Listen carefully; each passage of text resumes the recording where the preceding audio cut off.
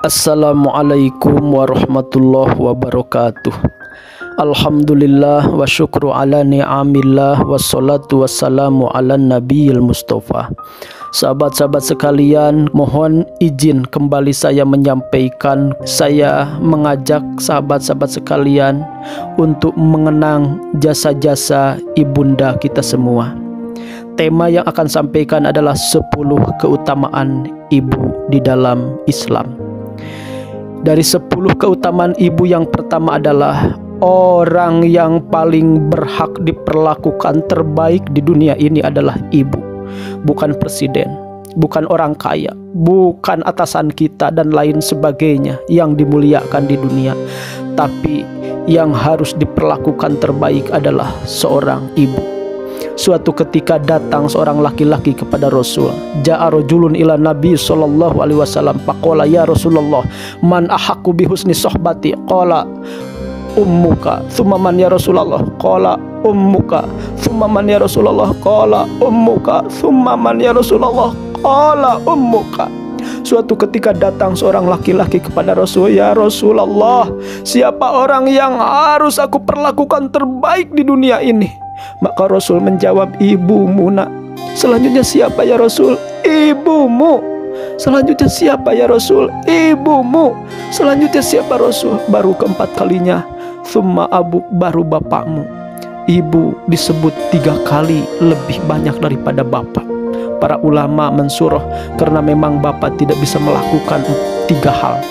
Ya, 1 tidak bisa mengandung, 2 tidak bisa melahirkan, ketiganya tidak bisa menyusui. Maka ibu lebih utama dari bapak. Maka orang yang harus diperlakukan terbaik di dunia ini adalah ibu. Yang nomor kedua, hatta nama Allah dipinjamkan kepada anatomi di tubuh ibu kita. Apa itu? Rahim. Rahim itu tentu diambil dari kata rahim, ya identik dengan asma Allah Ar-Rahman Ar-Rahim, Maha Pengasih, Maha Penyayang. Kenapa rahim sampai dipinjamkan ya nama Allah kepada anatomi tubuh ibu?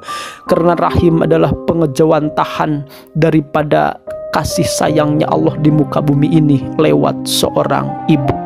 Hatta seorang singa yang buas pun tidak akan dia memangsa anaknya sendiri. Hatta mungkin keledai yang bodoh pun ketika ada bayi pun dia mengangkat kakinya takut menginjak anaknya. Itulah ibu. Mau hewan, mau manusia, ibu memang pengejawantahan rohimnya Allah subhanahu wa ta'ala.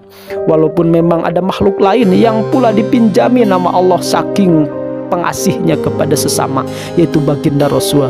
Laqad ja'akum rasulun min anfusikum azizun alaihi ma anittum harisun alaikum bil mu'minina raufun rahimun. Rauf dan rahim itu disifati kepada Nabi, dipinjami oleh Allah untuk baginda Nabi, karena pengejawantahan rahimnya Allah di muka bumi ini adalah rahmatan lil alamin, ya baginda kita Nabi Muhammad sallallahu alaihi wasallam. Nomor ketiga, yaitu doa yang paling mustajab adalah doa ibu. La hijaba bainas sama'i wal ard, tidak ada aling-aling, alang-alang penghalang antara bumi dan langit, tembus menggetarkan aras Allah. Doa siapa itu? Doa ibu kepada anaknya, doa ibu yang ridha kepada anaknya. Salah satu da'wat mustajabatun la syakka fihinna, da'watul walid wa da'watul musafir wa da'watul mazlum. Ada 3 doa yang mustajab, yaitu doa orang tua yaitu ibu, dan doa musafir dan doa orang yang dizolim. Maka saya heran banyak orang yang datang ke kiai ini, ke ustadz itu, apalagi nauzubillah sampai datang ke dukun untuk dapat ini itu, ya minta doakan ini itu, padahal ada seseorang sosok yang doanya mustajab, dan kalau dipanjatkan dengan berangkat dari keridhaan hatinya, maka bisa menggetarkan aras Allah. Mustajab doanya siapa? Doa ibu untuk anaknya. Masya Allah. Dan yang nomor keempat, 10 keutamaan ibu adalah kunci surga ada di ibu. Al jannatu tahta aqdamil ummahat, surga itu di bawah telapak kaki ibu. Yang nomor kelima, kunci ridho Allah itu ada di tangan ibu. Ridallahi fi ridal walidain wa suhtullahi fi suhtil walidain. Ridho Allah terletak pada keriduan orang tua, khususnya ibu, dan murka Allah terletak pada kemurkaan orang tua, terutama ibu.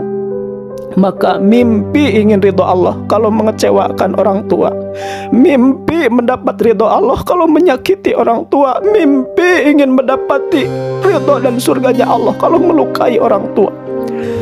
Yang nomor ke-6, keutamaan ibu adalah amal buruk semuanya akan dibalas di akhirat, kecuali durhaka kepada orang tua, khususnya kepada ibu.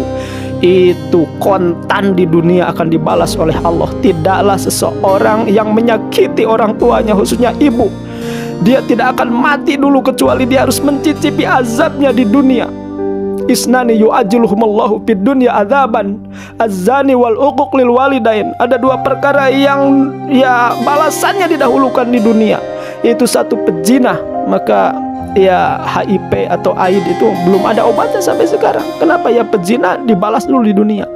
Dan yang kedua adalah wal uquq lil walidain, orang yang durhaka kepada orang tua, dia tidak akan mati kecuali harus mencicipi dulu azab di dunia oleh Allah, dari Allah Subhanahu wa taala.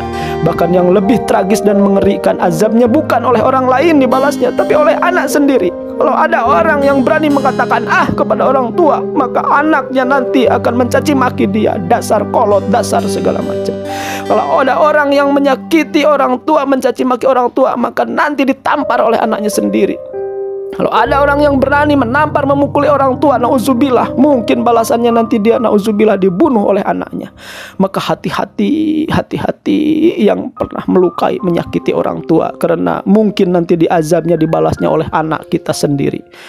Yang nomor ke-7, mengundang laknat Allah jika mendurhakai orang tua. La'anallah man sabba ummah wa la'anallah man sabba abah. Allah melaknat orang yang membentak ibunya, dan Allah melaknat orang yang membentak bapaknya. Maka hati-hati akan mengundang laknat Allah. Dan yang nomor ke-8, keutamaan ibu adalah pesan khusus oleh Allah untuk manusia. Pesannya khusus. Kalimatnya, wa wasainal insana biwalidayhi hamalathu ummuhu wahdan ala wahdin wa fisaluhu fi amain anishkur li walidayki ila akhirih.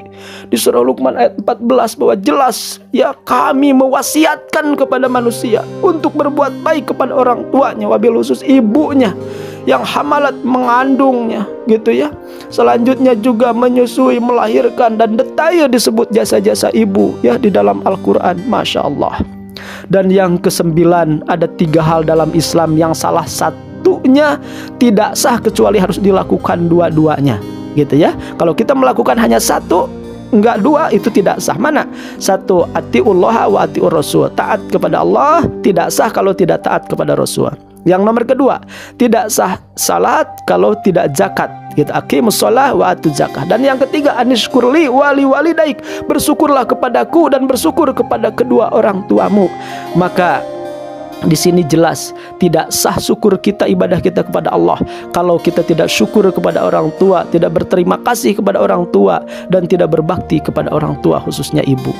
Dan yang ke-10 terakhir, bahwa sehebat apapun kita bisa membalas orang tua dengan materi dan lain sebagainya, demi Allah itu tidak akan bisa membayar kebaikan orang tua.